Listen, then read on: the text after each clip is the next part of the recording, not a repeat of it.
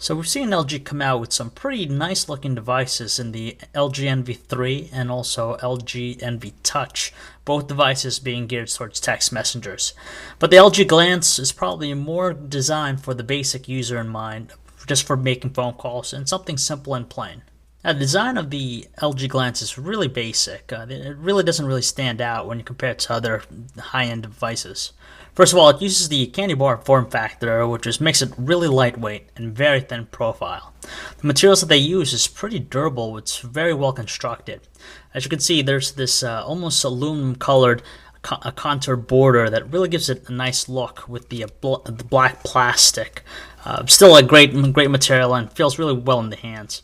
Now, on the back, they use this pattern gold design back cover just for the battery cover. We're not sure why, but it does add a sense of fashion, but also at the same time protects the battery really well. But it holds well in your hands. It's not too big, not too thin, and it doesn't add any weight when you put it in your pocket. Now the keypad's pretty well sized, it's very tactile, and it will accommodate even the largest of fingers. Now the navigation joystick which they use is reminiscent of the one that they use on the LG Shine for AT&T. We like this one a little bit better just because it's a little bit bigger and actually moves around more freely than the Shine. The hardware buttons, left and right soft keys, are a little bit raised to make it really easy to touch. The screen is a nice size screen for it, and also has a nice resolution, a little bit better than other basic phones. And on the left side, you have your volume rocker, your 2.5mm headphone jack, and the other side, you have your dedicated camera button, and also your micro USB port for charging, obviously, and also PC connection. And on the back, you have your speaker and also 1.3 megapixel camera. Now, one would think that the software on a basic phone like the LG Glance to be something a little bit plain and boring, but surprisingly, it actually has a pretty good options as far as wallpaper and also animations. This is the home screen, which displays the digital clock. Obviously, you could change that in the settings for like an analog. But once you go into the main menu, there's a lot of personalization you can actually modify with it. It's really simple. Nothing's too overly the top, and at the same time, it's just an easy way of navigating all around the phone.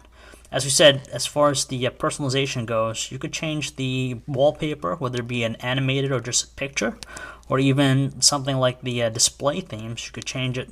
There's 3 different preset options, which like how you're able to actually change them, so each device will look differently. As far as messaging goes on the Glance, it's pretty simple.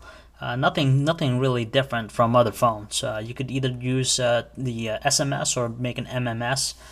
We prefer definitely using the predictive T9 text message input, but if you're more of a traditional user, then the normal way should be good enough for you. If you're going to do any IMing on the device itself, you'll have 3 options, whether it be AIM, Windows Live Messenger, or Yahoo. You could sign on each one at the same time, and even if you go back to the home screen, it'll still run in the background. But the thing that really surprises the most was just the mobile email program that they use on the Glance. You could choose a preset, provider like AOL, Yahoo, or even Verizon. But if you have a specific mail client, you just put in the email address and password. From there, it'll probably ask you for stuff like the incoming and outgoing mail server addresses. But it works well, and at least you could use an alternate and even obscure email providers.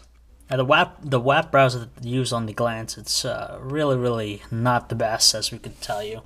It only gives you a single column view for websites, so I'll load up our website here, but you're just going to have to scroll a lot, either using the joystick or the volume rocker. There's no way to change it, and of course it's a non-3G device, so pages do take some time. It is kind of usable, but it's just the way it lays it out. The lack of changing it doesn't make for a great experience. We had a little bit disappointing experience with the phone call quality on the Glance. For starters, callers always stated that there was a background noise whenever we were on it, whether it be using the headset or even just using the speakerphone. On top of that, battery life, we managed to get roughly 2 days. 50% of the battery was left. That's when we had the brightness set to its highest, and also Bluetooth was enabled. The 1.3 megapixel camera produced some pretty good colors, but unfortunately lacks some fine detail. Now, there's some glaring things that are omitted with this device, specifically the micro SD card slot. There's nothing on here, so everything's going to be saved directly to the device. And on top of that, there's no option for video support. So those are just some key features that were really glaring to us. We do definitely like the simple form factor and design of the LG Glance, but unfortunately that's pretty much all that we could say about it. From the phone call quality to the missing features like the micro SD card slot or even the camera capabilities, we were just disappointed, especially when this device wasn't really geared towards anything else except making phone calls. You could probably find a little better devices out there that offer a little bit more features and also at the same time probably around the same price point.